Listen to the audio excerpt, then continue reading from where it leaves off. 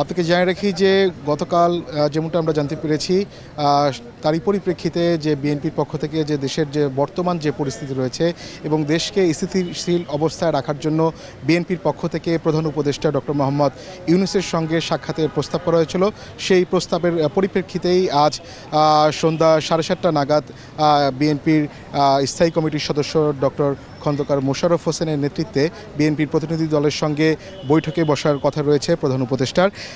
সেই অপেক্ষায় আমরা এখানে গণমাধ্যম কর্মীরা প্রধান উপদেষ্টার বাসভবনের সামনে এখানে অপেক্ষা করছি। তবে এখন পর্যন্ত বিএনপির প্রতিনিধি দলের এখনও কাউকে আমরা এই প্রধান উপদেষ্টার বাসভবনে প্রবেশ করতে দেখিনি।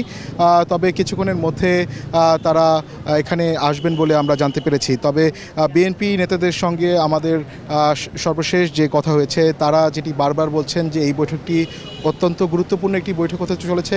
কেননা তারা যেমনটা বারবার বলছেন যে গেল 9 মাস ধরে বিভিন্ন দাবি দাওয়া সহ যে রাজপথে যে সড়ক অবরোধ করে বিভিন্ন দাবি দাওয়া আদায়ের চেষ্টা করা হচ্ছে, বিভিন্ন মহল অপচেষ্টা চালাচ্ছে এবং সুযোগ নেওয়ার চেষ্টা করছেন দেশকে জিম্মি করে বা বিভিন্নভাবে।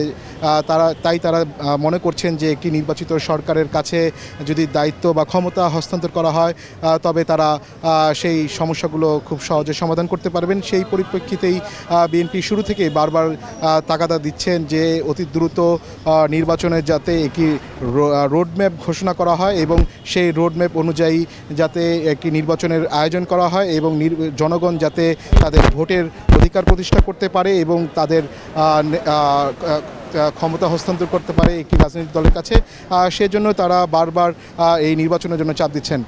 কেননা গেল কয়েক সপ্তাহ ধরে আমরা যেটি দেখছি সাম্প্রতিক সময়ে যেমনটা আওয়ামী লীগ নিষিদ্ধ সহ সাম্য হত্যার বিচার, ঢাকা দক্ষিণ সিটি কর্পোরেশনের মেয়রের শপথ গ্রহণ সব বিভিন্ন দাবি দাওয়া নিয়ে নানা ধরনের চাপের মুখে রয়েছে এই অন্তর্বর্তী সরকার।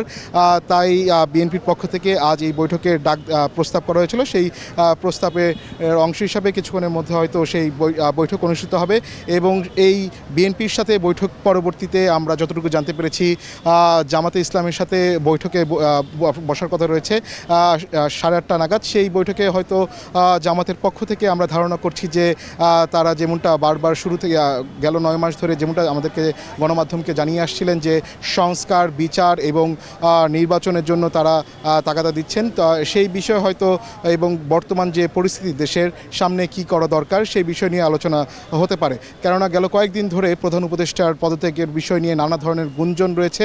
তো এই দুটি বিএনপি এবং জামাতের সাথে এই দুইটি পক্ষের সাথে যে বৈঠক অনুষ্ঠিত হবে কিছুক্ষণের মধ্যে, সেই বৈঠকের ফলে হয়তো একটি সমাধান হবে এই পুরো বিষয়ের।